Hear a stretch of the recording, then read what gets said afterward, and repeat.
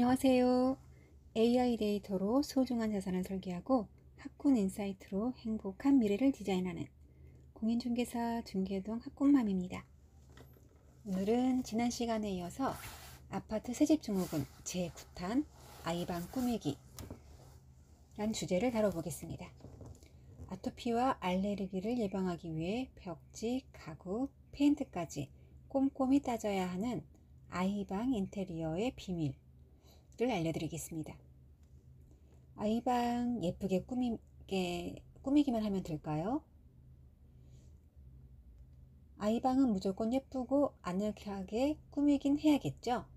많은 부모님이 이렇게 말씀하시지만 사실 아이방 인테리어에서 더 중요한 건 건강입니다. 아파트 새집 증후군은 아이들에게 특히 민감하게 작용합니다. 면역력이 약하고 하루 중 대부분의 시간을 집과 학원, 그리고 아이방에서 보내기 때문입니다. 따라서 인테리어를 꾸밀 때는 단순히 색감이나 디자인이 아니라 자재와 가구의 안전성을 먼저 확인해야 합니다.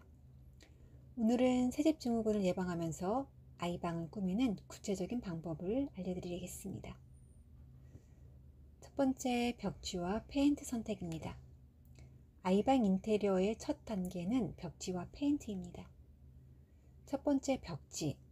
친환경 인증 벽지를 선택하세요. 무늬가 화려한 합성 수지 벽지보다 종이 벽지나 천연 섬유 벽지가 안전합니다. 붙이기 전 본드와 접착제의 유해물질 여부도 꼭 확인하세요. 두 번째, 페인트입니다. 수성 페인트를 사용하고 유해물질 방출량이 적은 제품을 고르세요. 색상을 선택할 때는 너무 강한 원색보다는 눈의 피로를 줄여주는 파스텔 톤이 적합합니다. 중계동 아파트의 실제 사례처럼 아이방 벽지를 친환경 자재로 시공한 세대는 입주 후 아토피 증상이 눈에 띄게 줄었다는 후기를 남겼습니다. 반면 일반 벽지를 사용한 세대는 3개월간 아이가 피부 트러블로 고생했다고 합니다. 두 번째, 가구 배치와 선택 기준입니다. 아이방에서 사용하는 가구는 책상, 침대, 옷장이 대부분을 차지합니다. 하지만 이 가구들이 새집 증후군의 숨은 원인이 될 수 있습니다. 친환경 인증 가구 선택은 E0, E1 등급을 확인해 보세요. 통풍 구조도 고려해야 합니다.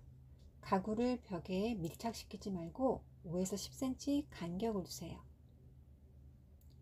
최소한의 가구 배치를 해야 합니다. 불필요한 가구는 줄이고 꼭 필요한 것만 두세요. 학군과 학원을 고려해 이사온 가정이라면 아이의 공부 효율이 중요합니다. 새집 증후군으로 집중력이 떨어지면 학원 수업 효과도 반감될 수 있으니 가구 선택부터 건강을 우선해야 합니다. 세 번째, 바닥재와 러그 관리입니다. 바닥은 아이가 가장 많이 닿는 공간입니다. 마루바닥재는 시공 후 2주 이상 환기가 필요합니다. 장판은 친환경 인증 제품 사용을 권장합니다. 러그 매트는 천연 섬유 제품을 선택하고 주 1회 세탁 또는 햇볕 소독을 하세요. 아이의 발이 닿는 바닥은 건강의 첫 관문입니다. 환경부 실험에 따르면 합성 바닥재를 시공한 방은 천연 자재를 사용한 방보다 포름알데히드 농도가 약 1.8배 높게 나타났습니다. 네 번째, 환기와 보조 아이템입니다. 아이방은 하루 중 가장 오랜 시간을 보내는 공간입니다. 따라서 환기와 보조 아이템 관리가 필수입니다. 하루 2, 3회 환기를 해야 합니다. 아침, 저녁 시간을 활용하면 좋습니다. 공기청정기는 헤파 플러스 활성탄 필터 제품을 권장합니다. 숯, 제올라이트는 옷장, 책상 근처에 배치하세요. 공기정화식물인 스투키, 산세베리아, 관음죽 등 소형 화분도 활용해보세요. 단, 천연 소재는 어디까지나 보조제라는 점을 기억하세요. 환기와 청소가 기본이고 보조 아이템은 심리적 안정과 소소한 효과를 주는 정도로 활용하는 게 좋습니다. 다섯 번째, 아이 건강 체크 포인트입니다. 아이 방을 꾸미는 것만큼 중요한 건 아이의 건강 변화를 세심하게 살피는 겁니다.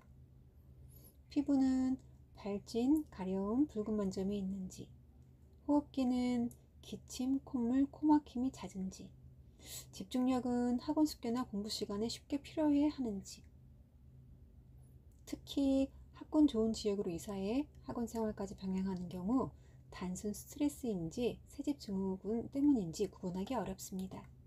증상을 기록해두면 병원 상담이나 전문가 자문 시 큰 도움이 됩니다. 이제 결론을 말씀드리겠습니다.